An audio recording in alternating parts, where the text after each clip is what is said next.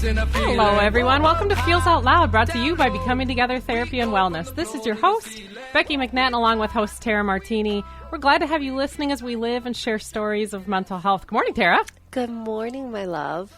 So we are going to start with a science lesson today. Oh, wow. Oh, yes. Oh, yes. Before we even get into the focus, our topic today, I want to talk about fight or flight and all the parts of our brain that has to do with. Sure, yeah. So, did you know that our minds naturally avoid the unknown? Well, I feel it every day, but I'm going to say then yes, but no. Right. It is something that I've learned over time when I've studied this topic, that it makes so much sense. That we always say, like, this new chapter is scary. Well, scary is good. It's that idea of things that are not familiar to us cause some level of anxiety within us. So our amygdala, the part of our brain that responds to threats, releases, which we've talked about before on the show, fight or flight hormones at that first sign of chaos or that sense of unknown. Wait, I'm not familiar with this, because our body kind of goes back and goes, wait, I have no past or prior experiences, therefore this is new. That, partnered with your emotion regulating amygdala, is the executive brain. And that's the thing that sends signals to the frontal lobe. And that bad boy loves familiar patterns. Yes, it does. Which we as humans, we love patterns. So it's the idea of we feel safest when we take the same route to school. We have our same coffee shop and order. And yes, that has to do with we enjoy the flavor, but there's something comforting in my coffee that I love. And when they don't have that, it isn't just that disappointment of, oh, I have to order something different. It's that fear of, whoa, whoa, whoa, whoa. Things changed. Something has changed. This is new to me, and I don't know what to do. Totally. It can be anything from, like I said, coffee to the route we take. Why? Because there's less risk, there's less uncertainty, and there's more safety.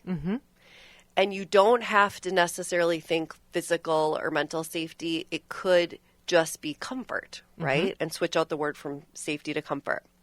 So we love ourselves a good routine. We want to avoid the unknown. But here's the positive. New environments are good for our minds. Yes, they are.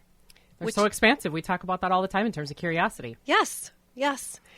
But what do they actually do? Well, they stimulate your cognition, activating dormant neurons or brain cells, and they awaken things that have, if we look at it in simpler terms, that have kind of been sleeping.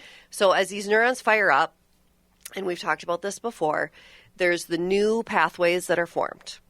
So previously, I like to say sleeping or inactive connections now facilitate the communication between neurons. They form those new connections, they create those new bridges, and then what those do is they increase your mind strength, your flexibility in those situations of the unknown, and just longevity, right? We always say, and we hear that when you become, as part of the elderly demographic, as much as you can exercise your brain, the better you're going to be. That isn't just true for the elderly, that's true for any age. Right. It is that piece of, if we don't stimulate our minds, things start to, like I say, fall asleep. Well, and you're talking about then that we stimulate our minds in part by expanding and feeling that anxiety. Travel's a huge part of it. It is. It's a huge part. Which is a huge part of American culture. 100%. We do this all the time. We might fear it, which is what we're like all diving into today. What does it look like to harness and hold what tension comes and what anxiety comes from experiencing the anxiety specific to traveling? Yes, all things travel coming up. I can't wait to talk about this more. Right now we're going to take a short commercial break. Fascinating topic, but stay tuned as we dig deeper into the world specific to travel anxiety. Thank you for listening to Feels Out Loud. We will be back in just a moment. All you got to do now.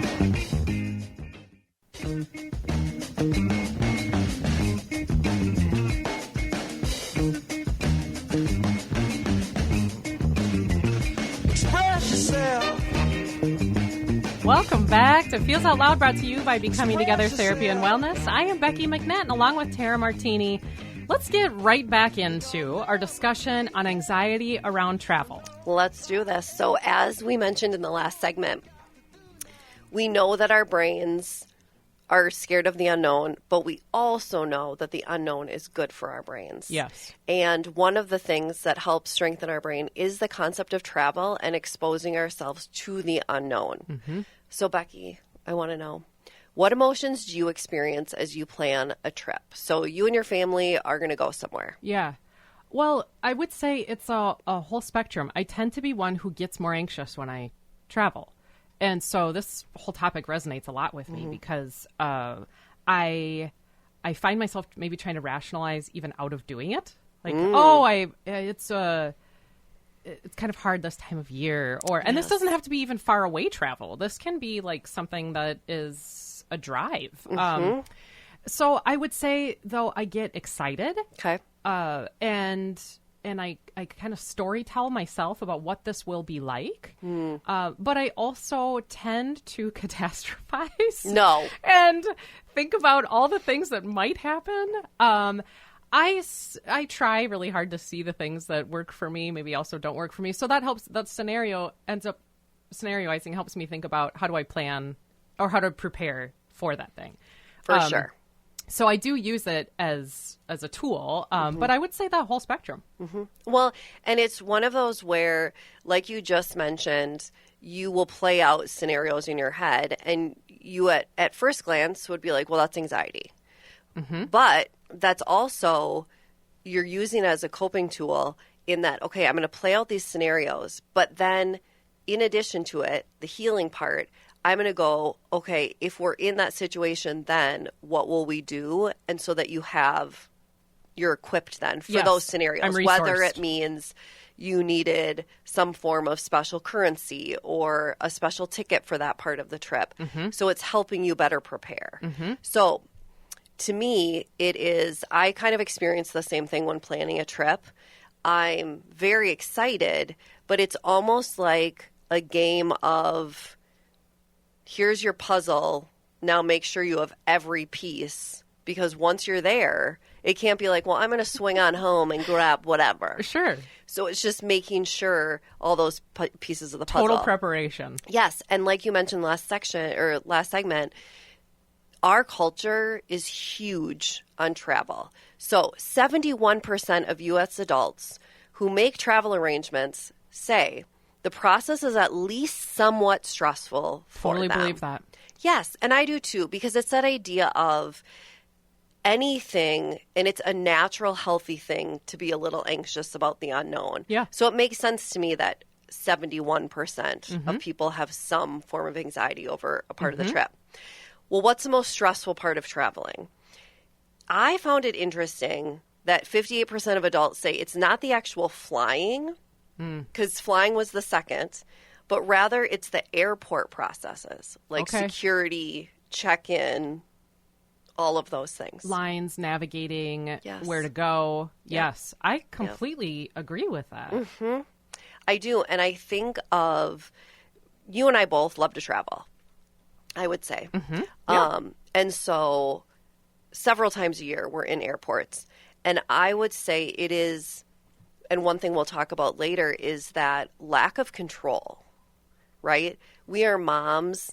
We are employees in that, an employer, that we need our day and our schedule. Like, okay, this is everybody's schedule. Here's my schedule. We're in control. We know there's not unknown factors. But you're driving to the airport. You don't even know if the line's going to be long. I mean, there's so many. How many lines will be open? Will there be enough security people? It's all these things that are out of our control that increase our sense of anxiety. For sure. So what I want to do is, we've looked at, okay, 71% of people have some form of anxiety about it. We've talked about the science behind it. Now let's look at what it is and where it comes from. Now, I picked this topic, or we discussed this topic, because I found myself, and one thing I love about being a therapist is you never know what your focus is going to be. Yeah. And the more clients I had, I realized I talk a lot about anxiety around travel. And so then to do that, it was I found myself, researching that topic, and all the things in the data that I've talked about is, and what I'm going to get to later, is copious amounts of like coping skills and things that we can do. And I found myself going, well, this is a universal thing. And is it sometimes there's someone with a fear of flying? Yep. A lot of times it's that fear of unknown, and like I'm in a new environment. Yeah. And as you've talked about, lack of control of that space. Yep. Because if we don't know it, we don't know how to control the circumstance. Right. Yep. Makes total sense. So the definition of just travel anxiety is a specific type of anxiety that centers around the act of traveling. But what many people don't realize is it encompasses both the planning process and the experience of being in a new or unfamiliar environment. Mm-hmm. I think when a lot of people say travel anxiety, people think fear of flying. But it's not. It's the process, the planning, and the packing, and the list making, and all the things we do. And then it's that experience of we are in a new culture, and whether that is you have to learn to drive on the other side of the road. Yeah. Or you have to learn to work with a new language. Yeah. Or you have unfamiliar foods you're going to be eating. This whole experience is foreign to you. Yep. Okay, so where does this come from? Well, negative associations with traveling can develop from a variety of experiences. And again, what I think is so fascinating about this topic that I've learned over time is that I always thought it was you had to have a fear of flying or a really bad experience or phobia in the past to make you have this concept of travel anxiety. And it isn't true, because one of the number one things is just that lack of control. Yeah. We're going from our home, which is comfort and routine, to the unknown, right? So we're not going to have as much control. We're going to the unknown voluntarily, which is scary. We're picking it, Yes. And then also that idea of the fear of flying. There is, which I think sometimes do you find when you're researching, I find names of places where I'm like, I didn't know there was a center of travel anxiety. Yes. Oh, for sure. What? So, social worker from the Center of Travel Anxiety in D.C. says 25 million adults have a fear of flying. Wow. Isn't that fascinating? A psychologist in the University of Washington who has studied the fear of flying. So this gentleman, his sole focus is to study the fear of flying for more than 20 years. Said it is not just, I am scared of being in a plane. The thing that he brought up, which was so fascinating, is a hodgepodge of different phobias that converge in an airplane. Got it. Which kind of blew my mind. So there are people in the plane who are, yes, afraid of dying in a plane crash. But there are people who are claustrophobic. There are those who fear having a panic attack, not being able to escape, not being able to get help. Yeah. People who are fear of germs. And so you think of now, it made me, since I started studying this concept more for my clients, every time I travel now, it's almost like I sit in a plane and it's like an experiment. I look around and I'm like, we are just a little petri dish of all these little things. Yes. And it's a fascinating concept. Right. Since COVID, there have been such changes with how people view travel. Yeah. The increase in wearing masks. And then it's that almost, have you noticed that almost tension or observing things around mask wearing, people not wearing masks? Yes. So that's a piece of just the health risks getting there because of the plane, close proximity to people. But then also this travel anxiety can come from the fact of when you're in the unknown, I don't know what the healthcare system looks like. Yeah, makes so much sense. I don't know the health risks. Some people will be like, oh, well, their water, don't drink their water. Yeah. Or whatever it is. Or this place, you have to get shots for whatever things. All of that is telling yourself, I have a reason to be fearful. Right? It's not, enjoy your trip to so-and-so. There are no precautions you need to take. It's lovely and stress-free.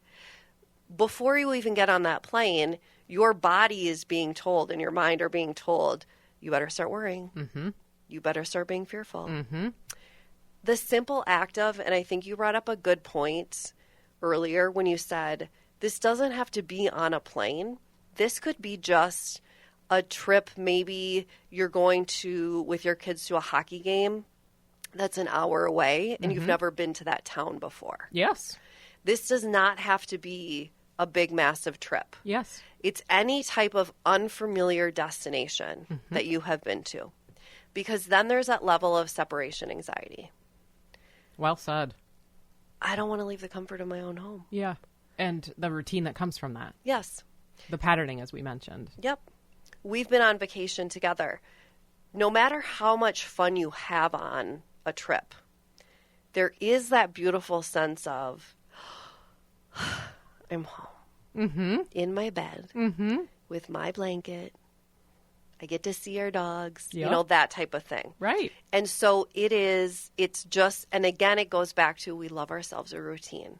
And if you can know that now, moving forward with any plans you have, of this is natural, and I'll eventually get home to my comforts, but to be present, and we've talked about this before, the idea of being present while you're gone, rather than focusing on, well, eventually I'm going to get home and this thing's going to be done. Yeah. And that it's actually a good thing. So that sense of internal tension helps stretch us. Mm-hmm. It does. And then lastly, it is any past negative experience. And it's fascinating because it's truly any negative past experience while in a new environment can provoke the onset of travel anxiety. Totally see that. So let's say, Becky, you've had no anxiety ever regarding traveling and planning and like whatever. And then someone in your family gets the stomach flu in some well-known vacation destination. Well, then the next time you go, there's going to be a little anxiety about what if one of my family members gets the stomach flu. Totally. I'm going to have to now make precautionary steps to prevent that from happening. Yes. All of a sudden, now that's this anxiety that formed that never existed before. And that, in our brains, because of survival, right, that very basic fight or flight type thing, it sticks with us. Yeah. Not to give us anxiety, but to protect us. And we've talked about this before on the radio show, of it's protecting us and it's keeping us safe for the future. So, what does travel anxiety look like? When you think, Becky, of someone who has anxiety over flying or just travel, are there any physical symptoms that come up or come to mind? Well, I see, at least from the outside, it would seem like sweating. Their face flushes. I pick up on an irritated energy or just short with the people around them. And certainly I have felt my thoughts start racing. They're going so fast. My heart rate gets faster. I think I'm just increasingly agitated. All those things. And what's remarkable is, and why it's so important to talk about on the show, is that agitation, you mentioned a couple of times, is so important to know, because a lot of people will think, we are in a stressful situation and we are traveling and you're crabby? Well, no, I'm crabby because I'm anxious. Yeah. It's the way that anxious operationalizes. Exactly. So all the things that you said. And so when the symptoms of travel anxiety, first of all, it's person by person, right? So Becky sees that, maybe experiences some of those. The next person is like, nope. It's that idea of the fight or flight, and then how your body's responding to it, whether it's sweating or shaking or a stomach ache. Because fundamentally what we're talking about in terms of panic or anxiety, we're talking about the body's response to a perceived threat. And everybody responds differently. Yeah, well, you say that makes me think about a trip I took with my family once. I was with my kids. I ended up with a sinus infection at Disney World. Oh, that sounds like a great combo. And then had doctor come to my room, who I got meds before I went on the flight, but it was the most painful, facial painful flight home. Then I ended up with an ear infection and a sinus infection. My next trip, I had so much cold medicine with me. I think it was like half of my Yes. of my luggage. It was like I was planning for every form of illness. So when you said we don't have to have had that before, and then we're now anticipating it, I had somebody That's hilarious. say, like, nobody's ill right now. I'm like, but they could be. They could be. And So- you know that it could happen because it did happen and to so you. to your point of this is very person by person, how we operationalize that stress response. We've talked about the stress response on this show, but how that shows up for us is unique to the individual. Yes, to each person. So one of the things that is a huge help is a lot of people will just say, I have travel anxiety. Okay. Well, to what degree, right? Because it can just be a little like, I'm feeling kind of uneasy, to be paralyzing. So one of the things that's super common is taking a quiz. And, you know, you can take quizzes for fun, right? Like back in the day where we, in Cosmo magazine or Teen Spirit, we take like fun quizzes. Yes. Yes, there are lighthearted quizzes about travel anxiety, but there are also some very legitimate ones. And they are super beneficial because if you find the right ones that are actually legitimate, you can really pinpoint the why behind so many of them and then create a more precise care plan for you. And then that's going to help moving forward. So looking at, okay, well, what are some of the benefits for taking a quiz? Well, you identify your anxiety level. Again, on a scale, is it mild to severe? You can answer questions about your symptoms because they're so individual. Yeah. And a lot of times, too, you are going to find you may have avoidant behaviors, right? So you avoid certain situations or activities because of your anxiety, which a lot of people don't think about, that avoidant piece. Also, there's different anxiety types. So some quizzes, and I'll get to, recommending ones, and we're going to go over one today. Some quizzes are designed to help you identify the type of anxiety you're experiencing. Is it true phobia? Is it social anxiety? Is it, what is it we're looking at? Is it the fear of the unknown? Is it the people? Yes. Right? Is it the flying? Yes. Also exploring potential triggers, which we're going to get at later, to explore the specific situations or aspects of travel that trigger your anxiety. Maybe I have no issue with the security line and check-ins, but maybe you, Becky, have that's a huge source of angst for you. Yes.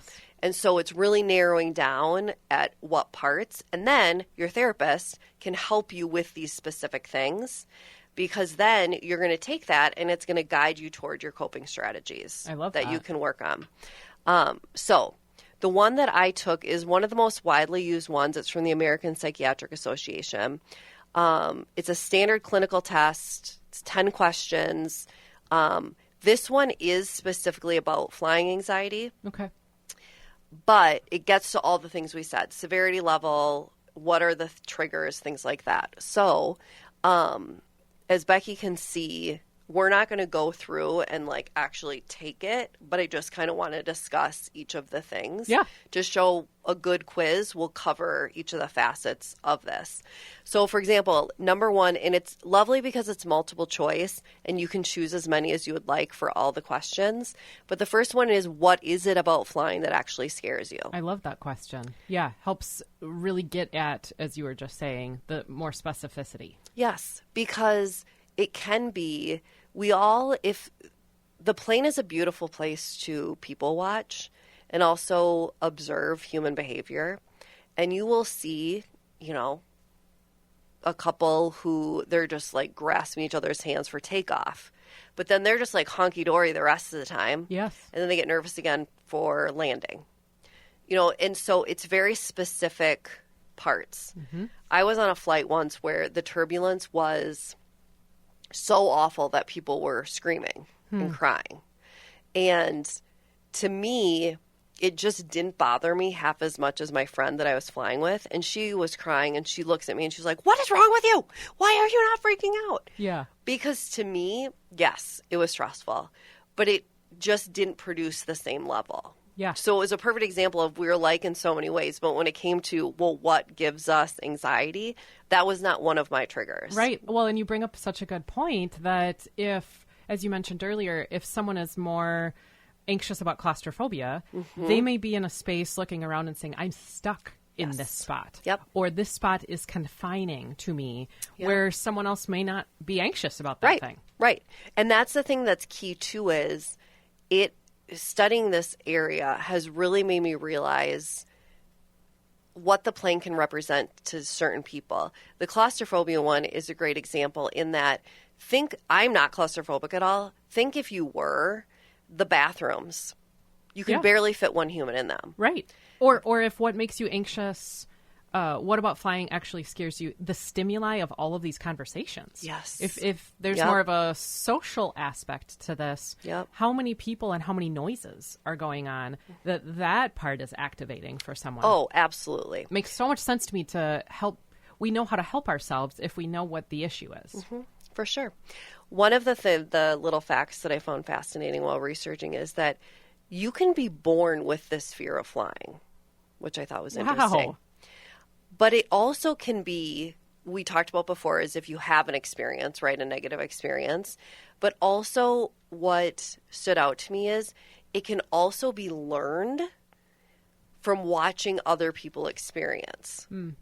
So you watch someone on the plane have an awful experience, and then that triggers you of some sort. Or you have a relative in your immediate family that struggles with it, and then their anxiety kind of creeps into you, and then you soon develop those traits. So it can be a learned behavior. All right, so number 2, when some moments of the flying experience can feel scarier than others, in what scenarios does your anxiety increase? And it gives very specific. Is it walking onto the plane? Is it during takeoff? Is it hearing the mechanical noises? Is it when the seatbelt light goes on? Yeah. All things, too, that some people perseverate on and others, like, no big deal. Yeah. Right? Right. Like, I don't even think of it when the doors of the plane close. Like, I honestly didn't think about it until I was assessing different things. And then I was like, oh, yeah, I mean, I guess that does have to happen for us to, like, go. And some people, that's like, don't close, don't close, don't close. Yeah. And that is a huge trigger for them.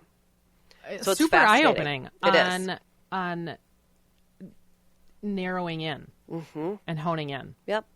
Next one is, have you felt moments of fear in situations when thinking about flying? And for the rest of the questions, it is a never to all the time 1 to 5 scale. And this is to help grasp the idea of that fear sensation, but then also, okay, what are the actual emotions? So is it worried, nervous, anxious? So number 4, have you felt moments of fear in situations when thinking about flying? And the next one, have you felt anxious, worried, or nervous about a situation where flying might be involved? Where people, let's say, are like, we're going to go to Disney World. And all the kids are excited. We're going to take like 4 families together. And everybody's just hyped and whatever. And then I'm sitting in the corner going, very quickly calculating things out. Oop, we can't drive. Oh, okay, this means we're flying. When everyone around me is so stoked. Yeah. And I'm sitting here going, oh my gosh. We're just thinking about the thing because you're not what this is getting at is you're not doing it in that moment. You're thinking about doing it. It's just the thought of it. And one of the hardest things about travel is no matter what, even if it's like a weekend, like I said, to a hockey game or something, or a massive trip you've planned for 6 months to go to France, there's the anticipation. You never to very rarely go, all right, Becky, we're leaving in 2 hours and we're going to go to Europe. There's always this, it's on the calendar. And while most people are excited, you're dreading it because of that fear. All right. So the rest of them, like I just said, it's focused on the details of then physical symptoms, muscles tensing, sweating, different things like Racing that. heart, Yep. feeling shaky, or do you have trouble breathing? Yep. And then lastly, the avoidant piece, which we talked about prior, is have you avoided a situation where you thought there could be a chance of flying? And then that's the idea of it's really taking, the idea of I am not engaged in situations because that fear, and that gets into the more like severe than wow, we're really just eliminating that even option, not just I have the capacity to do it. Right. Is it prohibitive then? Yep. When you can see how intense the anxiety is, Yep. When a question asks something like, have you changed your behavior because of it? That begins to note, okay, this is impacting me in ways that are harmful then. Yeah, and we can then track like severity level. And then also it touches on things like distraction, if that's effective for you.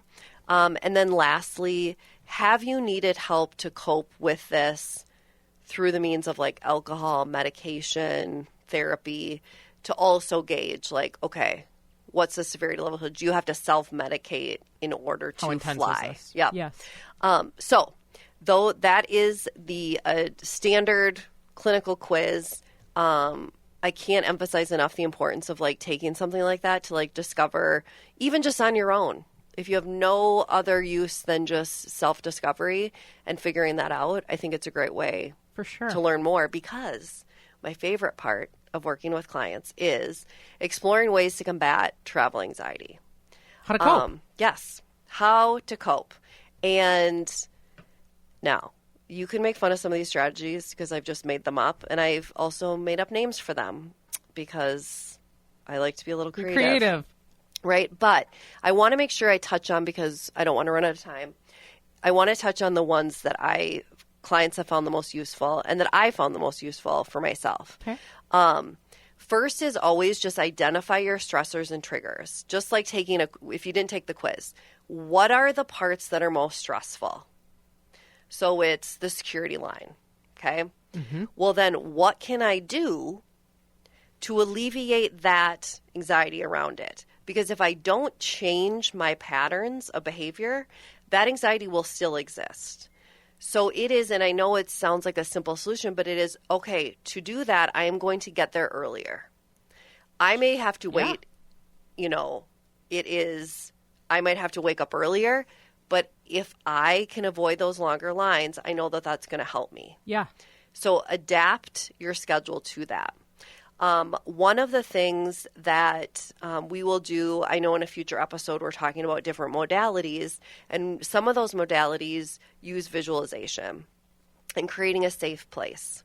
And I have done this with even relatives who have anxiety over things like sports and participating or going to school. But I have found this so extremely useful. And what you will do is, for our listeners out there, it's very easy. You can think about it if you're driving, but don't write anything down if you're driving. But take some quiet time, and I want you to just think of a list and create a safe place for yourself. Think of what you see, where are you, what smells, what things do you hear. And soon you create this environment, and you are the only one in it. So your bestie's not there, your spouse is not there. This is a place that you can always go back to no matter how anxious you are, no matter what the cause of the anxiousness is. This is a universal safe place. Now, for some clients or for some people, creating that list and that visual in their mind is enough. I have had, whether it's clients with more severe cases of it, or like I said, I had a relative who just struggled so much and he just needed more than this. So I recorded my voice describing this the scenario. Place. Helping you visualize. Yes. And it's one of those when you're anxious, your memory doesn't always work as well. And so that then enabled, like, my cousin or my relative or a client can simply hit play, and then it brings them back faster be to guided that into place. That place. I love that. And you can use this before you get to the airport, while you're there, on takeoff, at any point. Another huge one, and we'll talk about this as well with different modalities. We'll talk in a couple weeks. Bilateral music. So bilateral music, if you're not familiar with it, is such a useful tool. And it's that idea of, rather than music going in both your ears, you need to wear headphones when you're doing this. And it's not always going in both ears at the same time. Yeah. And there's different sounds going into your different ears at times. Yeah, bilateral means it stimulates different parts of your brain, the opposite parts of your brain at different times. And it's so effective. I can't tell you. You can find them on Spotify. You can go, YouTube has audio and visual where you can see something, but then hear this music. You can honestly search, like go to Spotify and type bilateral music for anxiety, bilateral music for depression, for fear of flying, whatever it is. And that music, although it sounds odd, is really helping your brain calm itself. Yeah. And it's a beautiful distraction. A couple of the other ones that I will do is the 5 senses exercise. So a lot of times when you're on the plane, you need to be grounded, not literally, but just that concept of grounding your body. In yourself. And your mind. Yep. So the 5 senses one we use all the time is notice 5 things you can see, 4 things you can feel, 3 things you can hear, 2 things you can smell, and 1 thing you can taste. A variation of this, and I think this is awesome for a plane ride because our bodies are so stagnant and just immobile, is the 3-3-3. Okay. So it is, you're just sitting in the plane and you look at 3 things you see, 3 sounds you hear, and move 3 body parts. Mm-hmm. You could do this while you're standing in a line. Yep. If that is the part that you've identified as an anxious spot for you, you can do this while you're standing. Yep. And it's a great tool for kids on the plane as well because they think it's fun. Mm-hmm. Speaking of kids, this is great for adults too. I've used this with my own children, distraction bags. So you go to the dollar store or to Walgreens or whatever it is, and you can even make things, but you fill a bag with things that the kiddo or the adult has never seen before, and they can't look at it until they're actually on the plane. And that will occupy them because distraction's huge when you have that anxiety of something. Yes, it is. People don't understand the power of distraction. And so it is, you can fill it with slime or a little puzzle book. Or the dollar store has a ton of things. Fill it with simple things, snacks that maybe you don't typically allow at home, right? So it's this special thing. And that will consume their thoughts versus, oh my gosh, I'm scared, I'm on a plane. Yep. So many of us are tactile, okay, which provides comfort. And it isn't just bring a blanket on the plane for like, ooh, it might get cold. It's that idea of, for many of us, certain textures and feelings provide that comfort and safety. Absolutely. And remember, home. So it is that blanket, stuffed animal, fidget, a hoodie that you like the texture of, all the things, and a hoodie you put it over your head, and that also will create a space for you that's more private if you have an issue with the people around.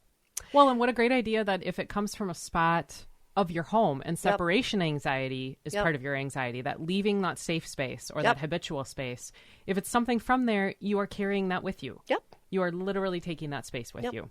One of my favorite ones, and this works actually, I've worked with autistic students. I've worked with people who have anxiety about traveling. I call it my exit plan. And what that means, it's for mental breaks. So I work with whoever it is, and we talk about, okay, through this, what are times where you struggle the most? Okay, it's that mom doesn't clearly tell me like about the plans, or we'll be stuck doing something like we'll go to some music thing and there's a dance floor and whatever, but I don't want to do that stuff because I just don't dance. Yeah. Okay. Then what is your plan for that? That's predetermined. Okay. It is predetermined that I'm going to go listen to music and I'm going to sit at a table, da-da-da-da.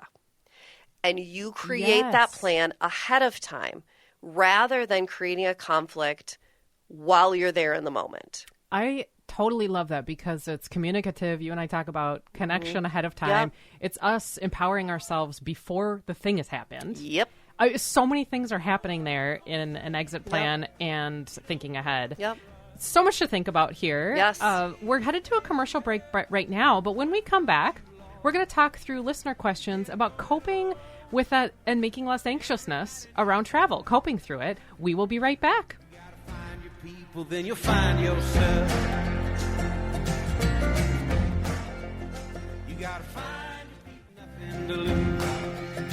In a world full of strangers, you don't know who to trust.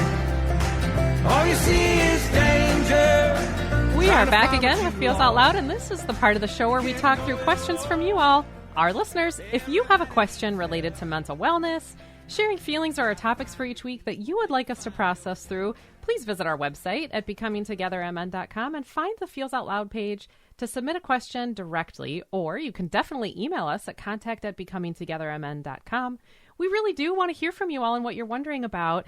And I want to say thank you to the people who submitted things about travel anxiety. We are all in, that 71% is in a bucket together. Yes, it is. And before I get to the amazing question, I just want to end with a couple more tips. So a huge Which thing, lots of people asked about. Yes. And we're addressing a question. Rather than, ask another question, I thought, let's finish that up. So the exit plan we came up with, it's thinking ahead of time what causes anxiety for you or your family members. The other one is, I call it my needs. And I will do this with clients before they go on a trip. And then I tell them to do this during the trip. And it is state your needs to fellow travelers before you go and ask what theirs are.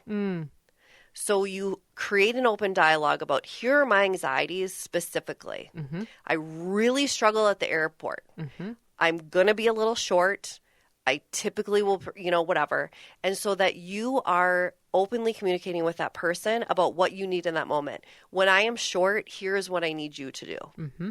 That makes so much sense to me. And then it's also showing that empathetic part of, what are your needs and what do you need from me? So it's talking about my needs. And then lastly, I call it my adventure. Create a bubble map and think of okay, our trip. And it's that idea of put all the stressors around it that you anticipate having, but then off of those, the little branches are ways to combat it. And to me, that is a response to actually what our listener, with the question that we picked. We had so many people who were wondering about tools on how to cope with moments that are anxious when traveling. And this person says, my partner has a very intense fear of flying to the point where we drive everywhere. I feel like we are beyond the point of using general tips, although maybe these tips are ones that people could try because they're beyond the, just calm down, which is what we might say to someone. Yep. And so this person's looking for what else? So if you notice that your partner or yourself have intense fears, there are a couple of things. One, there are specific types of therapy that your therapist can do with you. One of them is CBT, where it identifies and challenges those negative thoughts. Yeah, we call that cognitive behavioral therapy. Yes. Where it looks at the connection between our behaviors, our thoughts, and how we feel. Yep. And so yours would be around flying. Yes. Okay. So those are things that therapists can do without having a specialty. A specialty thing that you can do, and this is becoming huge, and I'm mildly obsessed with this, and I've shared this with Becky before, is virtual reality therapy. Yeah. But this is virtual reality exposure. So it's rather than exposure therapy, we've talked, that's a form of therapy. This is using virtual reality. So according to the American Psychological Association, virtual reality allows a user to be an active participant using a computer-generated three-dimensional virtual world that changes in a natural way with a person's head and body movement. There's been enough research that has determined that doing virtual reality, taking steps, to go on a virtual plane, taking off, having turbulence, is just as effective as doing physical, in-person exposure therapy. Wow. And think of when you do in-person exposure therapy with flying, you are literally having to drive to an airport, get on a plane, the cost that's involved, the time that's involved. Yeah. This is a faster method, and it can be done in an office, and it is becoming extremely popular. I did a quick Google search and located at least three Twin Cities therapy offices that use VR in their practice. Cool. Well, so it's growing. This has been awesome.